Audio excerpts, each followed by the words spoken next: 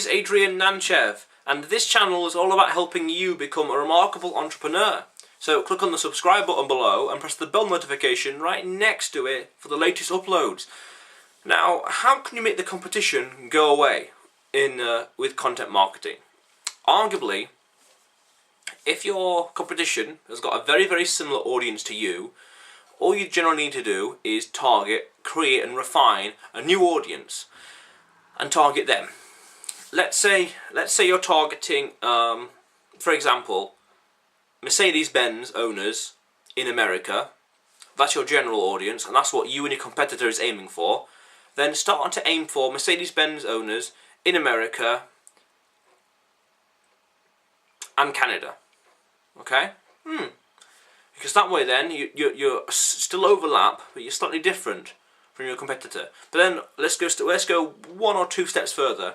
Mercedes-Benz owners in America, Canada, specialising in equipment or advice for driving in the snow, heavy snow. Ooh, that is an extra bit of information, advice or product or services that your competition simply does not do. They simply can't compete.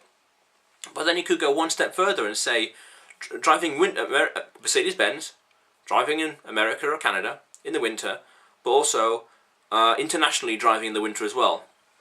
Norway, Mercedes-Benz owners from America who happen to be driving also a car, a Mercedes-Benz, in Germany or Netherlands, or let's think, Russia, Siberia, where there's snow or heavy weather or ice and things like that.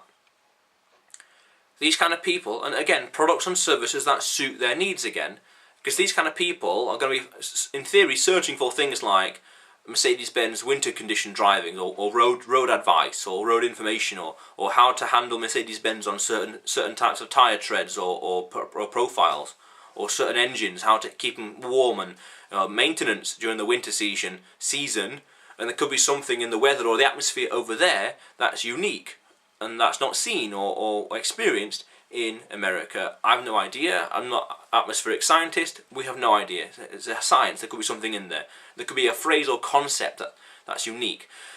And it's like, if they're searching for these things, like these untapped customers, let's say the Americans or Canadians in Norway who are driving Mercedes-Benz in the winter, let's say they're searching for advice, and they're like a dark room with their hands out. I'm help me, help me, help me. And you can meet them halfway with a blog or content, and they can discover you and be like, oh, thank you very much, and that turns into a handshake, it turns into business. And it's like, if that blog has got a call to action to your product page, there you go then, just get more people on there, more content, more applicable, valuable information that means something to them. Make sure no one else has got the same advice or nothing similar. There's no substitute either. You know, rather than getting a Mercedes-Benz, don't encourage them to go for another car, for example, or I don't know, different ways around that. And add the value and put a call to action to a product page or something like that, or service page, whatever, or ring now and all that kind of stuff. But also at the same time, let's make it evergreen. Why not say Mercedes-Benz drivers from America or Canada driving in Australia?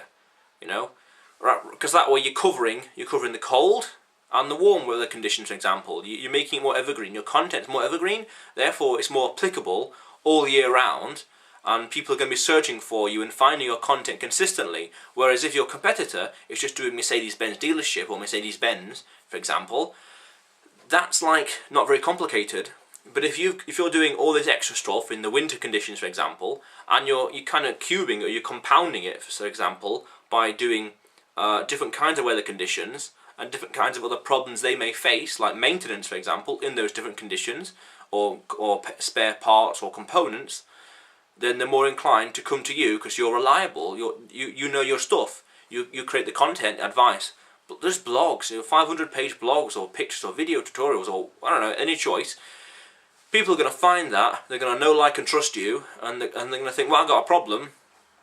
One thing I could do, if they click on it, is Google it, and they're either going to discover you for the first time, or they're going to think, ah, yeah, this guy knows his stuff, let's go to the channel again. They know their shit. Yeah.